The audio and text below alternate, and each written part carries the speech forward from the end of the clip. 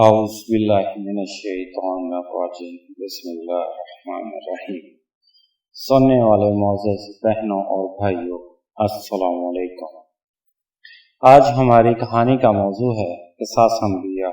حضرت صالح علیہ السلام قوم سمود کی طرف پیغمبر بن کر تشریف لائے، جو ایک مشہور قبیلہ تھا اور وہ پتھروں کو تراشتے تھے، پہاڑوں کو کاٹ کر ان میں گھر بناتے تھے اور اپنے دادا سمود کی وجہ سے سمود کہلاتے تھے۔ سمود کے بھائی کا نام جدلیس ہے۔ سمود اور جدلیس عابر بن ارم کے بیٹے ہیں، جو سام بن حضرت نوح علیہ السلام کے صاحبزادے ہیں۔ قوم سمود سعودی عربیہ میں واقع ہے۔ یہ قبیلہ حجاز اور تبوک کے درمیان الحجر کے مقام پر مقام پذیر رہا ہے۔ قوم سمود قوم عاد کے بعد واقع ہوئی ہے۔ یہ لوگ بھی قوم عاد کی طرح بت پرست تھے۔ اللہ تعالیٰ نے ان کی رہنمائی کے لیے اپنے ایک بندہ خاص اور رسول بھیجا، جن کا اسم گرامی حضرت صالح بن عبید ابن ماسخ بن عبید بن حاضر بن سمود بن عابر بن ارم بن حضرت نوح علیہ السلام تھا۔ حضرت صالح علیہ السلام نے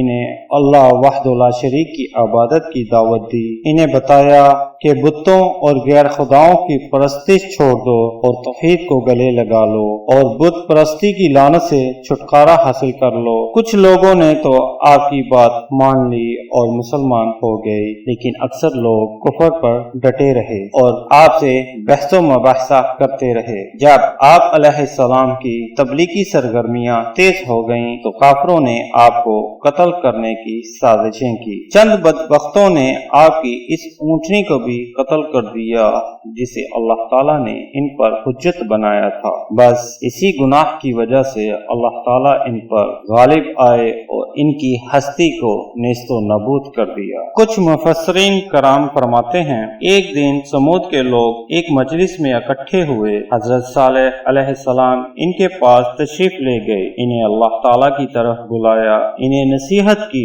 آنے والے عذاب سے ڈرایا اور ہر طریقے سے سمجھانے کی کوشش کی۔ کافروں نے آپ سے معجزہ طلب کیا اور کہا، ہم ایمان لانے کے لیے تیار ہیں، ہماری شرط یہ ہے کہ آپ سامنے کی اس چٹان سے اونٹنی پیدا کر دیں اور اونٹنی بھی ہو فلاں رنگ کی۔ انہوں نے اونٹنی کا حلیہ، اس کی قد و قامت اور اس کے دوسرے اوصاف گنوائے، یعنی وہ حاملہ ہو، لمبی ہو اور اس میں فلاں فلاں خوبیاں ہوں۔ آپ علیہ السلام نے فرمایا، اگر میں یہ مطالبہ پورا کر دوں اور اس چٹان سے ٹھیک اسی طرح کی اونٹنی نکال دوں تو تم میرا کہنا مان لو گے اور میری رسالت اور میرے پیغام کی تصدیق کرو گے؟ سب نے کہا، ہاں، ہم اس کے بعد آپ کے ہاتھ پر بیعت کر لیں گے اور ساری مخالفتیں ختم کر دیں گے۔ آپ نے ان سے پختہ عہد لیا۔ اس کے بعد آپ مجلس سے اٹھے، عبادت گاہ کی طرف تشریف لے گئے، اللہ تعالیٰ کے حضور سجدہ بجا لائے،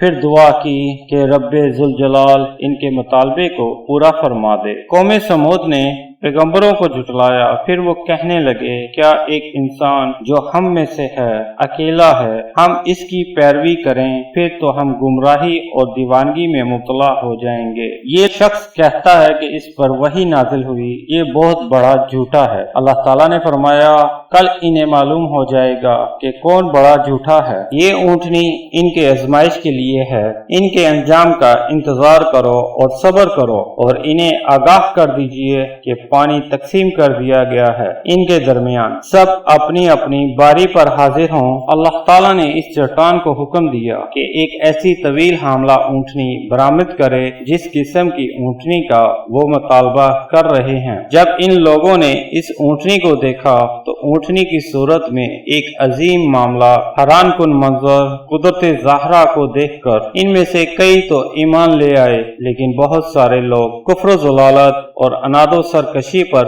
ڈٹے رہے۔ یہ اونٹنی قوم سمود کے لیے ایک امتحان تھی، یعنی یہ ایک امتحان اور آزمائش تھی۔ یہ دیکھنا مقصود تھا کہ کون اس معجزے کی حقانیت پر ایمان لاتا ہے اور کون انکار کی راہ اختیار کرتا ہے۔ حالانکہ اللہ تعالیٰ آنے والے حالات سے باخبر ہے، لیکن کسی کو سزا و جزا بلا وجہ نہیں ملتی۔ آپ علیہ السلام نے اپنی قوم سے فرمایا اے میری قوم عبادت کرو اللہ تعالیٰ کی، نہیں ہے کوئی معبود اس کے سوا، بے شک آ چکی ہے تمہارے پاس روشن دلیل تمہارے رب کی طرف سے، یہ اللہ کی اونٹنی ہے، تمہارے لیے نشانی ہے، بس چھوڑ دو اس کو کھاتی پھرے اللہ کی زمین میں، اور نہ ہاتھ لگانا اسے برائی سے، ورنہ تمہیں پکڑ لے گا دردناک عذاب۔ اس وقت تو تمام کا اتفاق ہو گیا کہ یہ اونٹنی ان کے ہاں رہے، ان کے کھیتوں سے جہاں چاہے چرتی پھرے،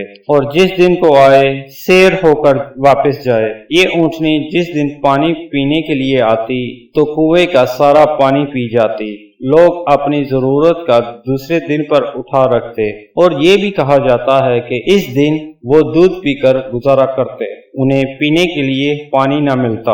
جب یہ سلسلہ طویل ہوا تو قوم کے لوگ اکٹھے ہوئے اور یہ طے پایا کہ اونٹنی کی ٹانگیں کاٹ دی جائیں تاکہ وہ چین سے رہ سکیں اور ضرورت کا پانی انہیں میسر آ سکے۔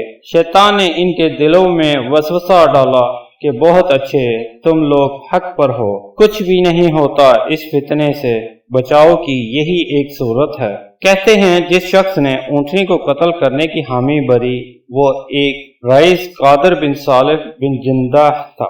اس کا رنگ گورا اور بال سرخ تھے اور مشہور تھا کہ یہ حرام زادہ ہے، چونکہ صالح کے گھر پیدا ہونے کی وجہ سے صالح کا بیٹا شمار ہوتا ہے۔ دراصل اس کا باپ ایک اور شخص تھا جسے لوگ سبیان کہتے تھے۔ اونٹنی کا قتل تمام لوگوں کی متفقہ رائے سے ہوا، اسی لیے اسے تمام کی طرف منسوب کیا گیا ہے، لیکن دیگر علماء مفسرین کا کہنا ہے کہ سمود کے قبیلے کی 2 عورتوں کا اس میں خصوصی کردار ہے۔ ان میں سے ایک کا نام صدوقہ بتایا جاتا ہے۔ یہ عورت حسب نسب میں اعلیٰ اور نہایت خوبصورت تھی۔ صدوقہ کی شادی ایک ایسے شخص سے ہوئی تھی جو بعد میں حضرت صالح علیہ السلام پر ایمان لے آیا تھا، اور اسی وجہ سے میاں بیوی کی علیحدگی ہو گئی تھی۔ صدوقہ نے اپنے چچا زاد کو، جس کا نام مسرع بن محرج بن محیا تھا،